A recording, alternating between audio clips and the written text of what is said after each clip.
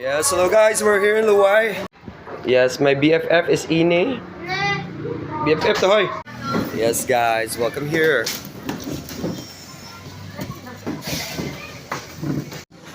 Guys, welcome to Kananan sa Pathway guys. This is the topmost level.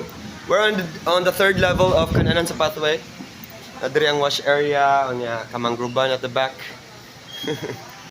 I'm passing this phone to someone who is my BFF. Oh, anak, ikaw sana. Ikaw sana. I'm passing this phone to someone who is my BFF. Oh, ikaw na po sunod. I'm passing this phone to someone who is my pasa. Asa ni may pasa? I'm passing my phone who's my BFF.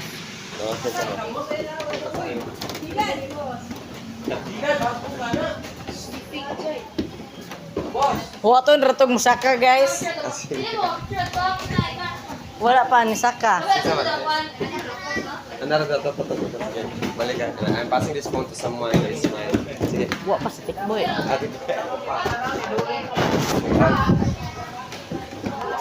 Stop sa kay mama. Puno na.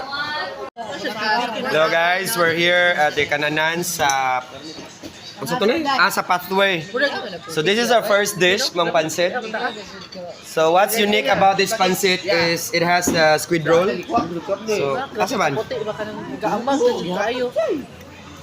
Lami ang squid roll guys. Squid roll ang gyapon siya.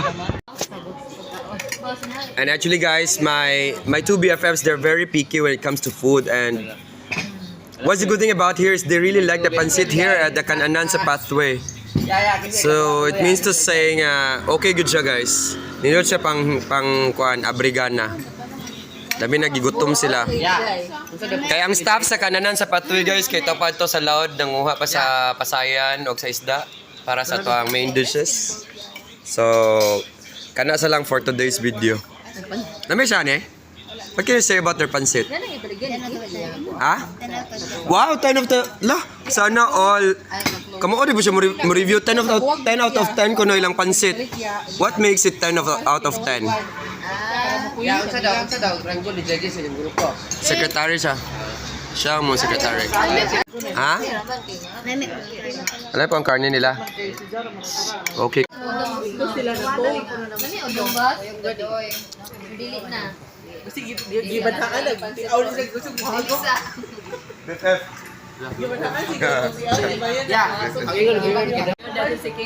Chicken is here. This is the kuan? Calamares. Nice. Calamares.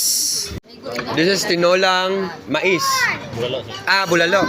I thought it's tinolang mais. King. Salabaw. Opo, oy, wapa bitanan good. Sana all. This is the chop suey de Bohol. Cool. Nawala yung kutsara. Most of the food is here. Buang.